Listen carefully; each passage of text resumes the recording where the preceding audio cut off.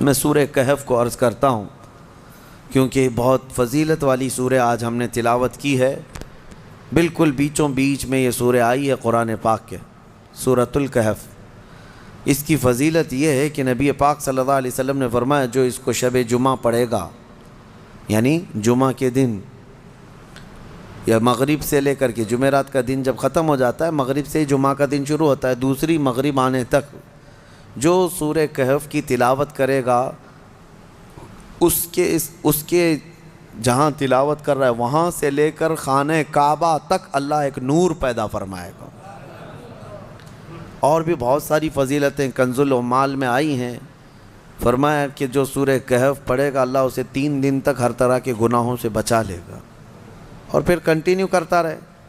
اور میرے آقا صلی اللہ علیہ وسلم کی ایک حدیث یہ بھی ہے کہ جو سورہ کہف کی شروع کی 10 آیتیں ہیں، ایک پیج میں پوری 10 آیتیں ہیں، جو یاد کر لے گا، دنیا کا سب سے بڑا فتنہ دجال جب آئے گا اللہ اس کو اس فتنے سے محفوظ فرمائے گا، وہ دجال کے فتنے سے محفوظ رہے گا۔ ورنہ دجال کا فتنہ بہت سخت ترین ہوگا۔ یہاں باباؤں کے فتنے سے لوگ نہیں بچ رہے ہیں۔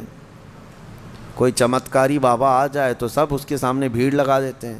دجال تو مردے کو زندہ کر کے دکھائے گا، بارش بھی برسا کے دکھائے گا۔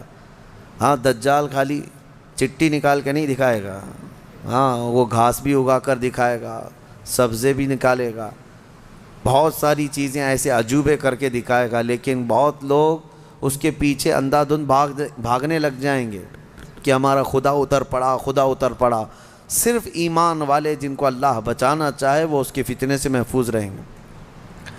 ایک تو بچ جانا الگ ہے، لیکن جو اس پر ایمان نہیں لاتا ان کو وہ سزا بھی دیتا ہے۔ دجال جو ہے دونوں ٹانگیں پکڑ کر چیر دے گا، کچھ لوگوں کو کھولتے ہوئے تیل میں بھی ڈال دے گا۔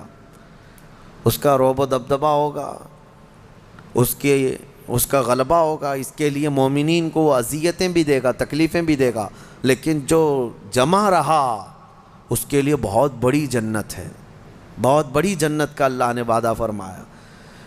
لہٰذا اس فتنے سے حفاظت کے لیے حدیث میں ملتا ہے کہ جو سورہ کہف کی 10 آیتیں روزانہ رات کو پڑھ لیا کرے، اللہ تعالیٰ اس کو دجال کے فتنے سے محفوظ فرماتا ہے۔